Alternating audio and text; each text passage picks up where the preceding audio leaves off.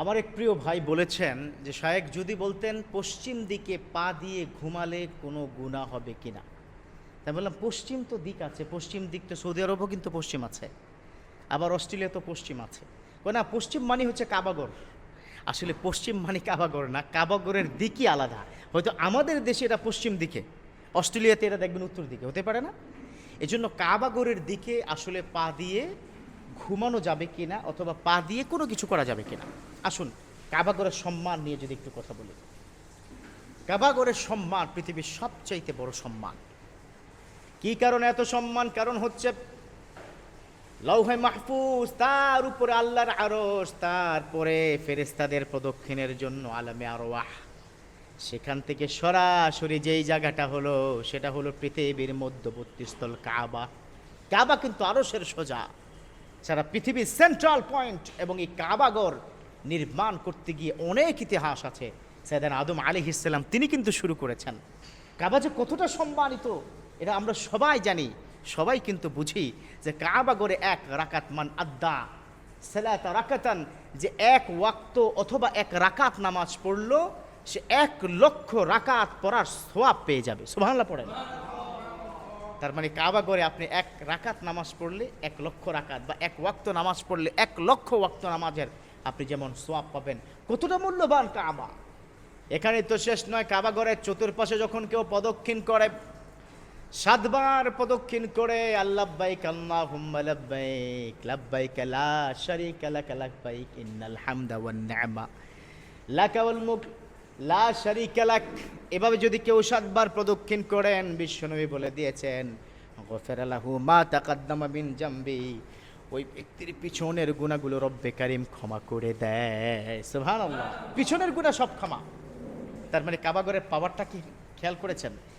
এখানেই শেষ নয়, বিশ্বনবী বলেছেন কাবাগরকে যখন তুমি প্রথমবার দেখবা, আউওয়ালা রুইয়ান ফিল কাবা, কাবাগরের দিকে যখন প্রথম দৃষ্টিটা যাবে, তুমি যখন কোনো দোয়া করবা রব্বুল আলামিন ওই দোয়াটা কবুল করবেন। লা ইয়ারুদ্দুদ দোয়া, ওই দোয়াটা কোশ্চেন কাল আল্লাহ ফেরত দেয় না।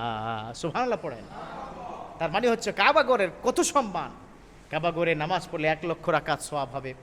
কাবাগরের দিকে তাকিয়ে প্রথম যে দোয়া করবে সে দোয়া কবুল হবে। কাবাগর যে প্রদক্ষিণ করবে 7 বার প্রদক্ষিণ করার পরপরই রব্বে কারীম তাকে বেগুনা মাসুম বান্দা করে নেবে।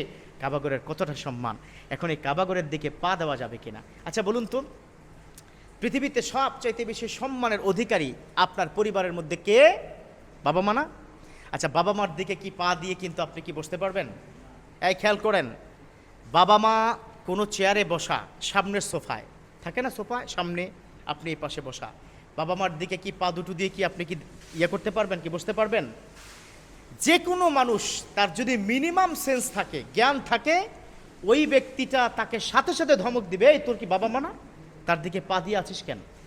তার মানে বাবা মার দিকে পা দিয়ে যদি কেউ বসলে বেয়াদবি মনে হয়, এটা খারাপ যদি মনে হয়, তাহলে নিশ্চয়ই কাবাগরের দিকে পা দেওয়াটা, এটা আমি হারাম বলবো না, কিন্তু এটা মাকরুহ। কাবাগর হবে সবচাইতে বড় সম্মানিত স্থান।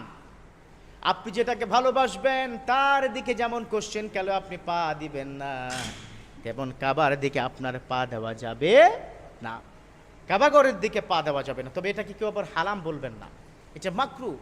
ইসলামিক স্কলারগণ তারা কি বলে দিয়েছেন যে কাবার দিকে পা দিয়ে যদি কেউ নামাজ পড়ে অথবা পা দিয়ে কেউ যদি ঘুমায়, তাহলে এটা মাকরুহ হবে। কোন কোন উলামায়ে কেরাম বলেছেন মাকরুহে তাহরিমি হবে।